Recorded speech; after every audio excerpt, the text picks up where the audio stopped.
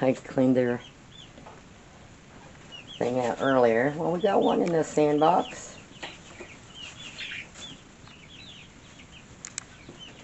So they got a nice clean.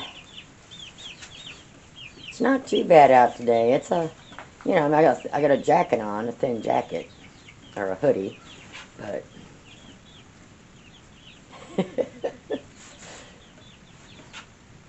that's where the majority of them sleep, is in that corner behind that ladder there.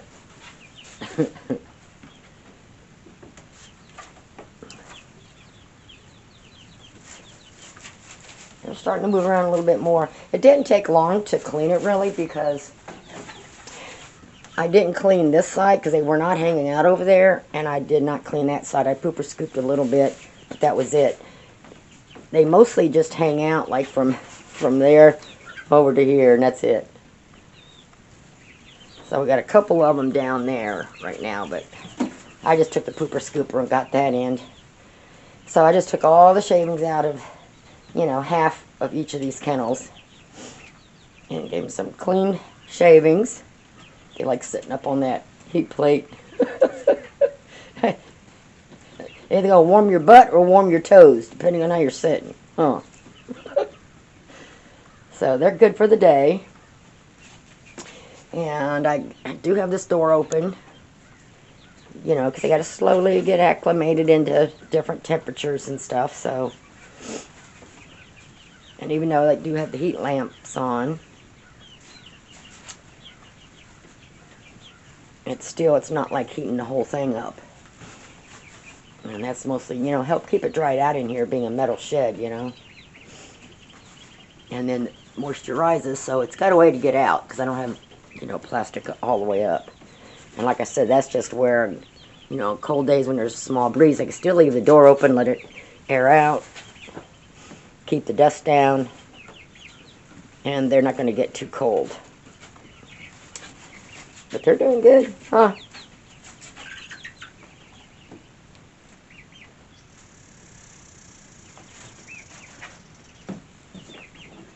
Okay, I'm going to leave you here. I got some other chores to go do.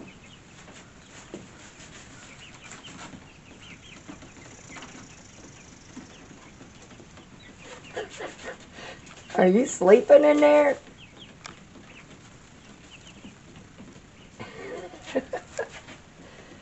Alright.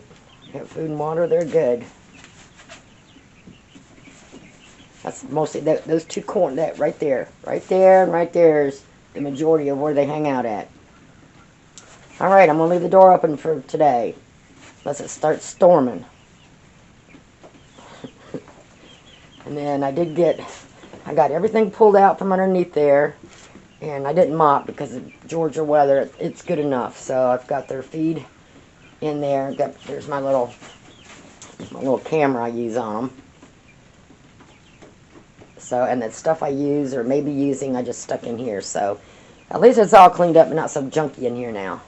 And then what I've learned to do, I should have done, is I'm going to get a piece of wood, put over this so those shavings don't get caught down inside there. Like on this one, I put the fencing on the inside, which I should not have done that, but I'll eventually fix it because it's going to be easier to fix it on the outside. So what I'll do is just cut a piece of wood that length and do that all the way down so that the shavings will come out on top of it and not, because I got to pick that all out to get it cleaned up good. But that's okay. That's okay. It doesn't matter, does it?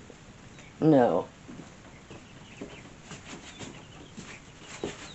Okay, I'm going to let them go. Have fun. I'll bring you your grass and weeds in a little bit, okay? And your grit. Okay, they're just going to play in there. Whenever I come out here, you do not get a treat every time I come up here, okay?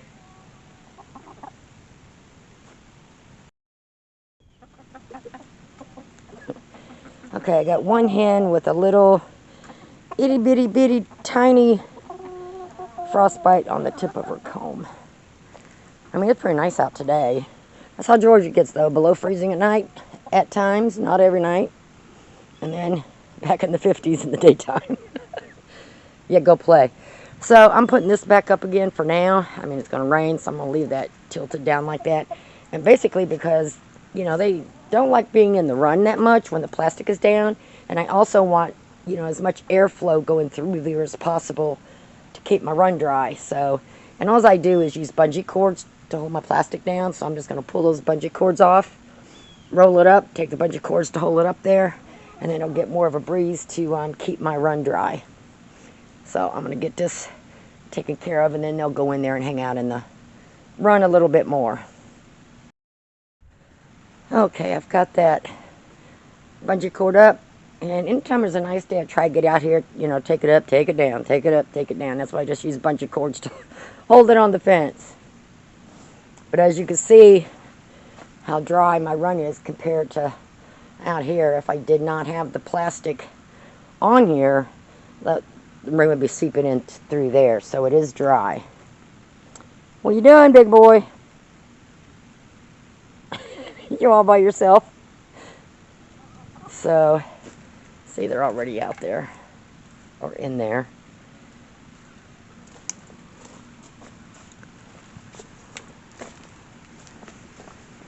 What do you want? I don't have nothing for you. I don't have anything for you. I see that sidestep.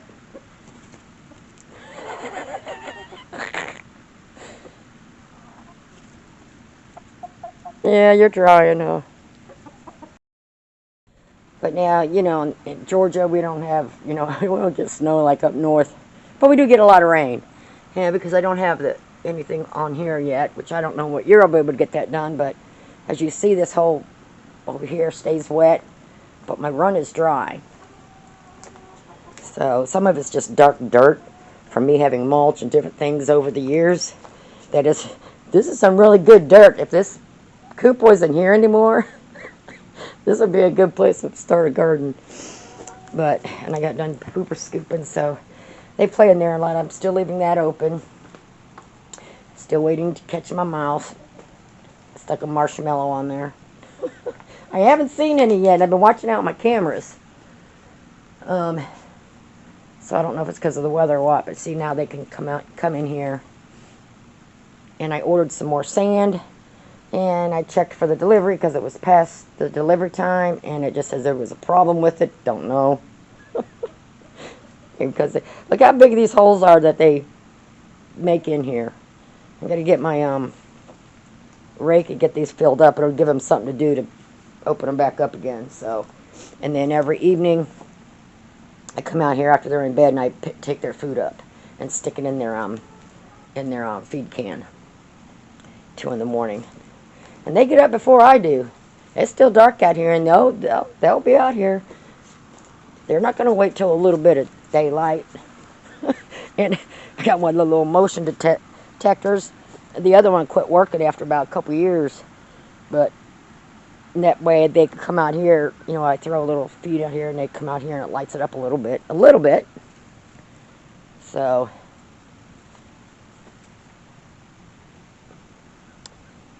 I don't have anything. I do not have anything. Watch them peck me for something. Gotta watch them roosters every now and then. I gotta put them in their place. Girls, what are you trying to do? That's not gonna get you a treat. See, there's still a little bit of stuff on the ground. I gotta go pull some weeds somewhere on the front yard or something and go get them some more greens. That's the only thing about the wintertime. It's hard to keep them in greens. Well, as much as they want, but... And then I do give them their scratch in the morning because it's cold, and then before they go to bed, or, you know, in the early evening, so they help them stay warm.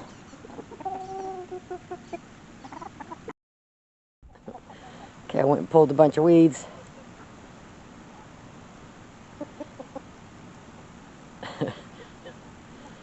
I should start growing those sprouty things, but it just seems like that'd be a lot of work to have to do that every single day. But I don't know. I'll have to look it up.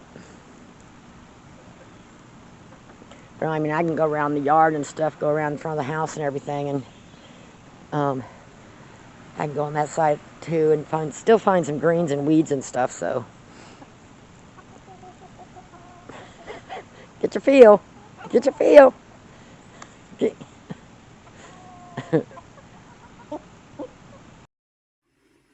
Okay, and then I'm going to make them a flock block, just whatever you got.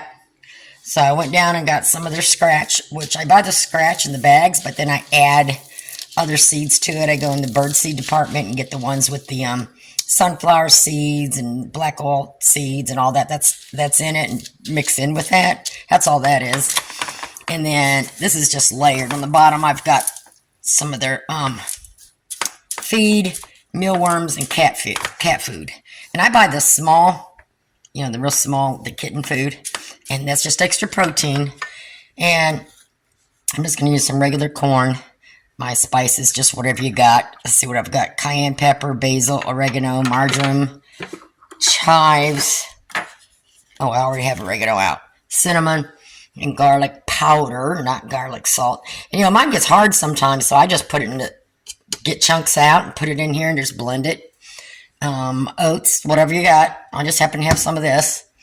And you need the, I use coconut oil, but I suppose you can use anything as long as it's, it's this consistency where you have to melt it. Because once you mix it all together and some eggs, and you put it in the fridge to let it form, you want this to form back the way it was, which helps hold all this together. So I'm going to melt this down just so I can coat everything after I get it mixed in, and then put it in the fridge, usually overnight. And then what I'll usually do is if I'm going to give it to them that day, I take it out a couple hours before so it gets room temperature before I take it out there and give it to them. Because, if it's cold out there, I don't want them to get, I don't want to pick it off ice. So I want it to be room temperature. So I'm just going to go from there. Okay, so now that I have everything in here, my spices, I got everything, the corn, the feed, everything. I'm going to mix my 5 eggs. I think some of them were small, but because I have so much. And then I'm just going to stir this up before I pour my melted oil in there. Okay, and I melted down, that's probably a cup. And I'm just going to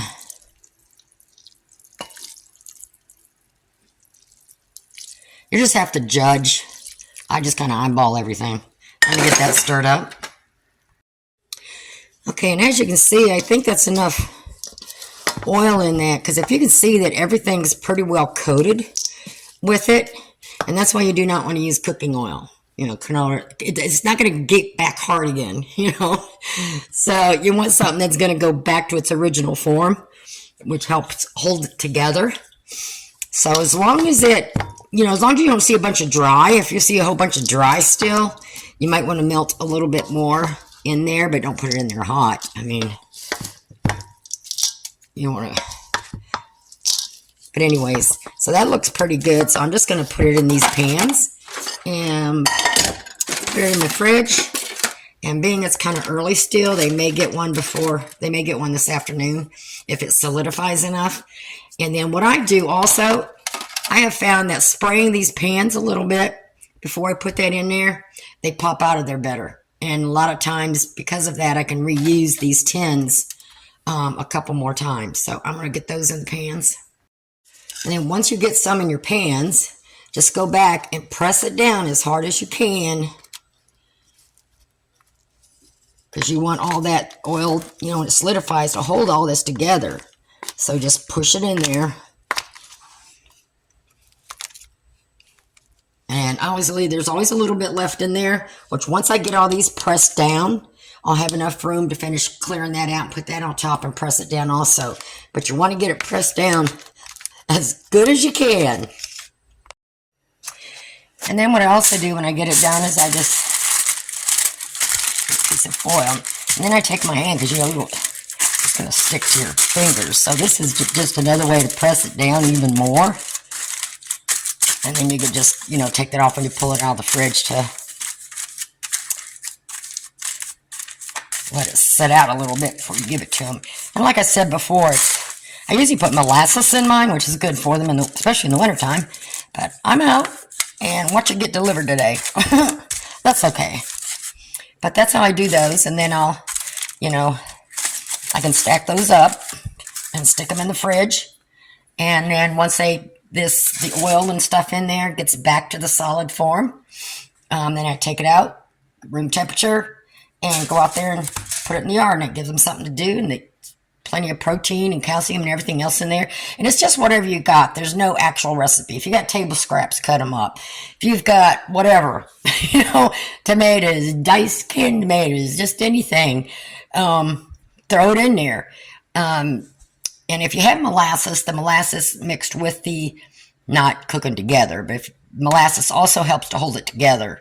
So this might end up being a little bit more crumblier than if it had molasses in it. But, you know, it is what it is. And like I said, it's just get the oil that you have to melt down because you want it to go back to its natural form in order to hold all this stuff together. So I'm going to finish this and get these in the fridge. Okay, ready for the fridge. Now, when I get my molasses in, I'll mix molasses and do kind of the same thing, just whatever I've got with the oil. And then I'll actually put these in the oven for about 20-25 minutes. Kind of let everything like melt together good. And then let it get to room temperature, stick it in the fridge, let everything get solidified together again. And it makes a little bit more of a stronger block. You know, and if you want like to hang it up or something, you'll want to put your string or something through there. I just put it on the ground for them. But I'm going to get this in the fridge, and that's it. Just whatever you've got, throw it together. It's your oil and your eggs that are going to help hold it together. Get the oil that is solid form, that you can heat and melt down so that when it goes back to its original form. And then also if you have molasses, so that helps because it's sticky. Molasses is good for the chickens anyway, especially in the wintertime. So as long as you got those three ingredients, the solid oil or lard, eggs, you know, and molasses. And if you don't have the molasses, don't worry about it. So that's it. That'll be probably for the rest of this week. I'm not going to give it to them every day.